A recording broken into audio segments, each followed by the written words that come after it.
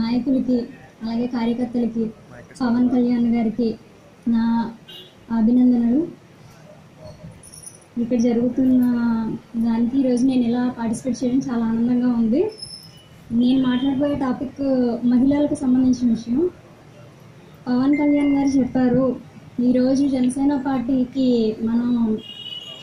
మనకి ఇది పుట్టిల్లు, ఆడవాళ్ళందరికీ జనసేన పార్టీ పుట్టిల్లు లాంటిది. మన అన్నయ్య పవన్ కళ్యాణ్ గారు, నాకు అన్నయ్య లేరు, నాకు అన్నయ్య పవన్ కళ్యాణ్ గారు, అలాగే ఇక్కడ ఉన్న వాళ్ళందరూ కూడా నాకు అన్నదమ్ములతో సమానం. అలాంటి నేను ఇక్కడ నిలబడి మాట్లాడతానండి నా అసలు అనుకోలేదు. ఆడది ఎప్పుడైతే అర్ధరాత్రి 12 గంటలకి నడి రోడ్డు మీద నడుస్తుందో ఆ రోజు నిజమైన స్వతంత్రం వచ్చిందని గాంధీ గారు అన్నారు. కానీ ఆ రోజు ఇప్పటికి కూడా మనకు స్వతంత్రం రాలేదు.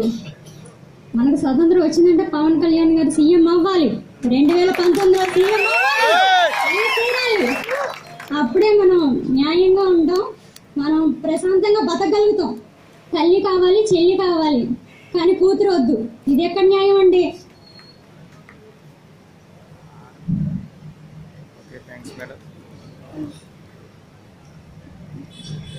అసలే చీకటి, గాఢాంధకారం,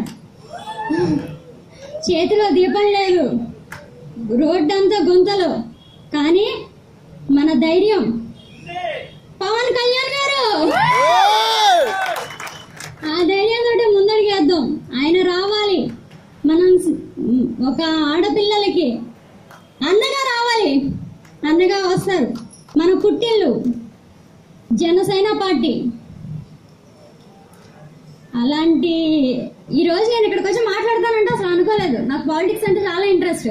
నాకు ఇంత సపోర్ట్ చేసిన స్వరూపక్క గారికి నేను చాలా రుణపడి ఉంటాను. నాకు ఇంత ధైర్యాన్ని ఇచ్చి నన్ను మీ ముందుకు తీసుకొచ్చారు. నాకు ఇప్పుడు కూడా నేను ఇక్కడ నిలబడుతున్నానంటే అసలు నేను మాట్లాడుతున్నానా నేనేనా అన్న ఫీలింగ్ వస్తుంది. ఆడపిల్లలకి ఎక్కడండి న్యాయం? అన్నింట్లోనూ ఆడపిల్లలు సమానం అంటారు. దేంట్లోనండి సమానం?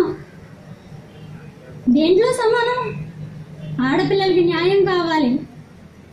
ఒక రాజకీయాలంటే భయపడుతున్న సమాజంలోంచి పవన్ కళ్యాణ్ గారు రావడంతో మేమందరం బయటకు వచ్చాం. ఇంకా ఆడవాళ్ళు రావాలి, వస్తారు, మేము తీసుకొస్తాం. ఇంకా కొంచెం టెన్షన్ గా ఉంది. ఇక్కడ ఇంతమంది అన్నయ్య